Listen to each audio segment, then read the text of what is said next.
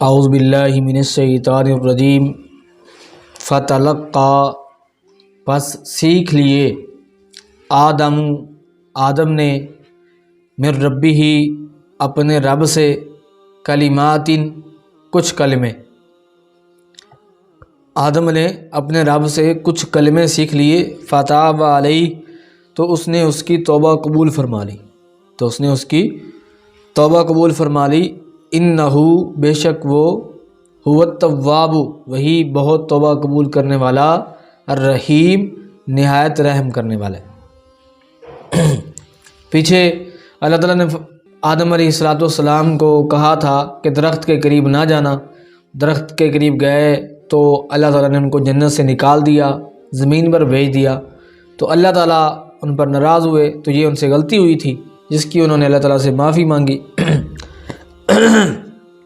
تو اللہ تعالیٰ نے آدم علیہ السلام کو کلمات سکھائے۔ وہ کلمات کیا تھے؟ سورۃ الاعراف میں موجود ہیں، ربنا ظلمنا انفسنا وان لم تغفر لنا وترحمنا لنکونن من الخاسرین، اے ہمارے رب ہم نے اپنی جانوں پر ظلم کیا ہے، اور اگر تو ہمیں معاف نہیں کرے گا اور ہم پر رحم نہیں کرے گا تو ضرور ہم خسارہ اٹھانے والوں میں سے ہو جائیں گے۔ تو آدم علیہ السلام نے اللہ رب العزت سے یہ دعا کی، یہ کلمات اللہ نے سکھائے تھے، تو اللہ تعالیٰ نے فتاب علیہ ان کی توبہ کو قبول کر لیا۔ مستدرک حاکم میں ایک روایت موجود ہے 4228 نمبر پر، جس میں یہ ہے کہ آدم علیہ السلام نے عرش پر لا الہ الا اللہ محمد الرسول اللہ لکھا ہوا دیکھا، اور نبی علیہ السلام کے وسیلے سے دعا مانگی۔ مستدرک حاکم میں یہ ہے کہ لا الہ الا اللہ لکھا ہوا دیکھا اور نبی علیہ السلام کا وسیلہ دے کر اللہ تعالیٰ سے دعا کی، تو اللہ تعالیٰ نے ان کی توبہ قبول کر لی۔ لیکن یہ روایت جو ہے اس کو امام ذہبی نے موضوع من گڑت قرار دی، یعنی کہ اس کی کوئی حقیقت نہیں ہے، یہ کسی کی اپنے پاس سے بنائی ہوئی روایت ہے، اور اس کے اندر ایک راوی ہے عبد الرحمن بن زید بن اسلم، اس کے بارے میں امام جو ہے حاکم خود فرماتے ہیں المدخل الی الصحیح کے اندر کہ یہ اپنے باپ سے موضوع روایتیں بیان کرتا ہے، یعنی کہ ایسی روایات جن کی کوئی حقیقت نہیں ہے بلکہ خود اپنے پاس سے بنا کر نبی علیہ السلام کی طرف منسوب کی ہوئی روایتیں وہ بیان کرتا ہے۔ تو یہ جو روایت ہے کہ نبی علیہ السلام نے آدم علیہ السلام نے نبی علیہ السلام کا وسیلہ دیا اللہ کو، تو اللہ نے ان کی توبہ قبول کی، اس سے پہلے ان کی توبہ قبول نہیں ہوئی تھی، تو یہ روایت موضوع من گھڑت ہے، اس کی کوئی حقیقت نہیں ہے۔ کچھ لوگ جو ہمارے معاشرے میں مطلب کسی کے مرتبے کی وجہ سے وسیلہ ڈالنا، کسی کے مقام کا اللہ فلاں تیرا بڑا نیک ہے، فلاں بزرگ اس کے وسیلے سے میری دعا کو قبول کر لے، یہ کر لے وہ کر لے، وہ اس روایت کو دلیل بناتے ہیں، کہتے ہیں یہ دلیل ہے کہ دیکھو نبی علیہ السلام کو وسیلہ دے کے آدم علیہ السلام نے کیا کی، اللہ سے دعا مانگی، جبکہ یہ روایت موضوع من گڑت ہے، اس کی کوئی حقیقت نہیں ہے۔ تو وسیلہ ہمیں سکھایا گیا ہے، وسیلہ کس طرح مانگنا ہے۔ اب اللہ تعالیٰ کسی کے جو ہے وہ انسان کے درمیان میں وسیلے ڈالنے کا محتاج نہیں ہے، اللہ نے خود سکھایا ہے، دعائیں موجود ہیں کہ ڈائریکٹ کس سے مانگو، اللہ تعالیٰ سے مانگو، تو انبیاء نے بھی یہی کہا اور اللہ تعالیٰ بھی یہی فرماتے ہیں۔ تو ہاں اللہ کہتا ہے کہ وسیلہ لو، لیکن وسیلہ کون سا؟ جو کتاب و سنت میں جس کے جائز ہونے کے دلائل موجود ہیں۔ تو 3 طرح کا وسیلہ جو ہے جس کی کتاب و سنت میں اجازت آئی ہے، ایک یہ کہ اللہ تعالیٰ کے اسماء حسنہ، اللہ کے جو نام ہیں ان کے ذریعے سے وسیلہ اللہ تعالیٰ کو ڈال کے دعا کرنا کہ اللہ تعالیٰ تو رحیم ہے، تو کریم ہے، تجھے رحیم ہونے کا واسطہ، کریم ہونے کا واسطہ، تو اس طرح اللہ کے صفات کے ذریعے سے واسطہ دے کر، وسیلہ دے کر اللہ سے دعا کرنا، اللہ میرا یہ کام کر دے، تو یہ جائز ہے۔ اور اس کی دلیل قرآن مجید کے اندر یہ آیت ہے کہ وَلِلَّهِ الْأَسْمَاءُ الْحُسْنَى فَادْعُوهُ بِهَا، اللہ تعالیٰ کے اچھے نام ہیں تو ان کے ذریعے سے اللہ تعالیٰ سے دعا کرو، تو یہ اس کی دلیل ہے، اور بھی سی آیات اس کے اوپر موجود ہیں۔ اور دوسرا جو جائز طریقہ ہے وسیلے کا وہ یہ ہے کہ اپنے نیک اعمال کا وسیلہ ڈالنا، اللہ میری یہ نیکی تیری رضا کے لیے تھی، تجھے راضی کرنے کے لیے تھی، اگر تجھے یہ پسند آئی ہے تو میرے اس عمل کی وجہ سے میری مصیبت کو دور کر دے، میری پریشانی کو دور کر دے، میری دعا کو قبول کر لے۔ یہ ایک دوسری صورت ہے، اور اس کی دلیل قرآن مجید کے اندر آیات بھی ہیں، اور مشہور وہ حدیث، وہ غار کے اندر جو 3 لوگ پھنس گئے تھے، تو انہوں نے سب نے ہی اپنے نیک اعمال کا ذکر کیا تھا اللہ تعالیٰ کے سامنے کہ اللہ تعالیٰ ہمارا یہ نیک عمل تیری رضا کے لیے ہے، اگر تجھے پسند آیا تو ہم سے یہ مصیبت دور کر دے، پتھر کو ہٹا دے، تو اللہ نے ہٹا دیا۔ تو تیسری صورت وسیلے کی جو جائز ہے وہ یہ ہے کہ کسی زندہ شخص سے دعا کروا لی جائے، جو نیک اللہ کا بندہ ہے اس سے دعا کرا لی جائے، میرے حق میں دعا کر دو اللہ تعالیٰ سے، یہ بھی جائز صورت ہے وسیلے کی۔ نبی کریم صلی اللہ علیہ وسلم سے صحابہ کرام آتے تھے اور آپ سے دعا کروایا کرتے تھے اپنے بارے میں، اور اللہ تعالیٰ نے بھی کہا کہ ان کے لیے فاستغفر لہم، بخشش طلب کرو ان کے لیے۔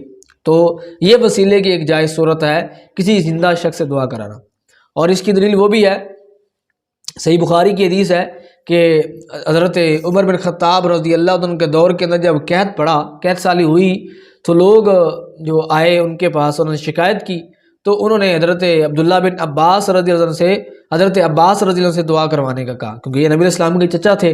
فرمایا حضرت عمر نے کہ پہلے ہم نبی علیہ السلام سے دعا کروایا کرتے تھے، اے اللہ اب ہم دعا کے لیے وسیلہ کن کو بناتے ہیں؟ نبی علیہ السلام کے چچا کو وسیلہ بناتے ہیں، اور ان سے دعا کرواتے ہیں تو ہمیں بارش نصیب فرما دے۔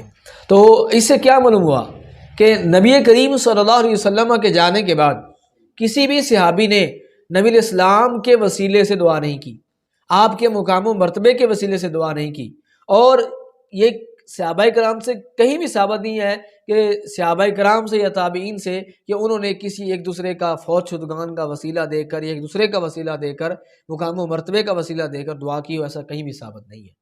تو یہ ایک تیسری صورت تھی کسی زندہ شخص سے دعا کروانا، تو زندہ شخص سے دعا کروا سکتے ہیں آپ وسیلے کے بارے میں، تو یہ ایک جائز صورت ہے۔ اس کے علاوہ جتنی بھی وسیلے کی صورتیں عام چلتی ہیں وہ ساری کی ساری غلط ہیں اور غیر شرعی ہیں، جن کی کوئی دلیل نہیں ہے۔ فتاب علی، اللہ نے توبہ قبول کر لی۔ خالص توبہ کے لیے جو ہے نا 3 چیزیں ضروری ہیں۔ ایک یہ کہ اپنے گناہ پر احساس ہو، ٹھیک ہے، نقصان کا احساس ہو کہ میں نے کتنا بڑا جو ہے اپنا نقصان کر لیا ہے، پھر اس کے اوپر ندامت ہو، شرمندگی ہو، اللہ میں بڑا شرمندہ ہوں، مجھ سے گناہ ہو گیا۔ اور تیسری چیز جو ضروری ہے وہ ہے کہ آئندہ نہ کرنے کا جو ہے عزم ہو کہ اللہ آئندہ کبھی نہیں کروں گا، ٹھیک ہے، مجھ سے بڑی غلطی ہو گئی، میں شرمندہ ہوں اور آئندہ کبھی نہیں کروں گا۔ تو جب انسان یہ اللہ سے توبہ کرتا ہے تو پھر اللہ تعالیٰ اس کے گناہ کو معاف کر دیتے ہیں۔ گناہ کے اثرات جو ہیں وہ لازمی نہیں ہے کہ ہر گناہ کے اوپر بندے کو سزا ملے، ہر گناہ کے اوپر بندے کی پکڑ ہو۔ اللہ تعالیٰ چاہیں تو معاف کر دے، چاہیں تو سزا دے۔ تو آدم علیہ السلام نے اللہ تعالیٰ کے سامنے توبہ کی تو اللہ تعالیٰ نے جو ہے ان کی توبہ کو قبول فرما لیا اور ان کو معاف کر دیا۔ تو اسی طرح سنن ابن ماجہ کے اندر روایت موجود ہے، نبی علیہ السلام نے فرمایا التائب من الذنب کمن لا ذنب لہ، جو بندہ گناہ سے توبہ کرتا ہے نا وہ ایسے ہے گویا کہ اس نے گناہ کیا ہی نہیں ہے۔ تو اللہ تعالیٰ اپنے بندے کی توبہ پر بڑا خوش ہوتے ہیں، ٹھیک ہے۔ نبی علیہ السلام نے فرمایا جس طرح کہ تم میں سے کوئی بندہ صحرا کے اندر موجود ہو اور اس کے پاس ایک سواری ہے اور اسی کے اوپر اس کا زادرہ ہے، اور وہ آرام کرنے کے لیے رکتا ہے، لیٹتا ہے اور نیند جاتی ہے، اٹھتا ہے اچانک تو اس کی سواری غائب ہوتی ہے، ڈھونڈ کے تھک جاتا ہے لیکن سواری ملتی نہیں، پریشان ہو کے نہ مایوس ہو کے پھر لیٹ جاتا ہے، پھر اٹھتا ہے تو اچانک دیکھتا ہے کہ اس کی سواری اس کے سامنے ہے، تو اس کی خوشی کا یہ عالم ہوتا ہے، وہ کہتا ہے کہ اللہ میں تیرا رب، تو میرا بندہ۔ حالانکہ کتنی بڑی بات ہے، لیکن نبی علیہ السلام نے فرمایا کہ اس بندے کو جتنی خوشی ہوئی نا، اللہ تعالیٰ کو اپنے بندے کی توبہ پر اس سے بھی زیادہ خوشی ہوتی ہے۔ اور نبی علیہ السلام نے فرمایا کہ اللہ تعالیٰ یبسط یدہ باللیل لیتوب مسیء النہار، اللہ تعالیٰ رات کو اپنے ہاتھوں کو پھیلا دیتے ہیں تاکہ دن کے اندر گناہ کرنے والا رات کو توبہ کر لے، اور اللہ تعالیٰ یبسط یدہ بالنہار لیتوب مسیء اللیل، دن کو اپنے ہاتھ پھیلا دیتے ہیں تاکہ رات کو گناہ کرنے والا توبہ کر لے۔ تو اللہ تعالیٰ اپنے بندے کی توبہ کا انتظار کرتے ہیں، میرا بندہ کب میری طرف پلٹے اور توبہ کرے، مجھ سے معافی مانگے، میں اسے معاف کر دوں۔ انہ هو التواب الرحیم، وہ بہت زیادہ توبہ قبول کرنے والا ہے، بڑا مہربان ہے۔ اس سے بڑھ کر مہربانی کیا ہوگی کہ اس نے جو ہے توبہ کی دعا بھی ہمیں خود سکھلا دی ہے اور پھر اس کو قبول بھی کیا ہے۔ اس سے بڑی اللہ کی مہربانی کوئی نہیں ہے۔ تو اللہ تعالیٰ جو ہے، اللہ تعالیٰ نے آدم علیہ السلام کو یہ کلمات سکھائے اور آدم علیہ السلام نے اللہ تعالیٰ سے دعا کی تو اللہ تعالیٰ نے ان کی پریشانی کو دور کیا اور ان کی توبہ کو قبول فرما لیا۔ قلنا، ہم نے کہا، اہبتو، تم اتر جاؤ، ہم نے کہا تم اتر جاؤ، منہا، اس سے، جمیعاً، سب یہاں سے اتر جاؤ، فَإِمَّا يَأْتِيَنَّكُمْ، پھر اگر کبھی آئے تمہارے پاس منی، میری طرف سے، ہدن، کوئی ہدایت، فمن تبع، پس جو کوئی پیروی کرے گا، فمن تبع، پس جو کوئی پیروی کرے گا، ہدا یا میری ہدایت کی، فلا خوف علیہم، تو نہ ان پر کوئی خوف ہے، ولا ہم یحزنون، اور نہ وہ غمگین ہوں گے۔ توبہ کی قبولیت کے بعد اللہ تعالیٰ نے پھر پہلا حکم دہرایا۔ مقصد یہ ہے کہ گناہ کی اگرچہ اللہ نے توبہ قبول کر لیا، لیکن اس کے باوجود اب آدم علیہ السلام کو اور ان کی ساری اولاد کو کہاں پہ رہنا پڑے گا؟ زمین پر، جس کی خلافت کے لیے انہیں پیدا کیا گیا ہے۔ جنت کے اندر واپس آنے کے لیے تمہیں کیا کرنا پڑے گا؟ ہدایت کے راستے کے اوپر چلنا پڑے گا، اور وہ ہدایت کہاں سے ہوگی؟ اللہ تعالیٰ کی طرف سے ہوگی۔ فَإِمَّا يَأْتِيَنَّكُم مِّنِّي هُدًى، یہاں پہ مخاطب تو آدم علیہ السلام اور ان کی بیوی ہیں کہ تمہارے پاس اگر میری طرف سے کوئی ہدایت آئے تو جو میری ہدایت کی پیروی کرے گا تو اس کے اوپر نہ کوئی خوف ہے اور نہ وہ غمگین ہوں گے۔ لیکن اس سے مراد آدم علیہ السلام کی ساری اولاد ہے۔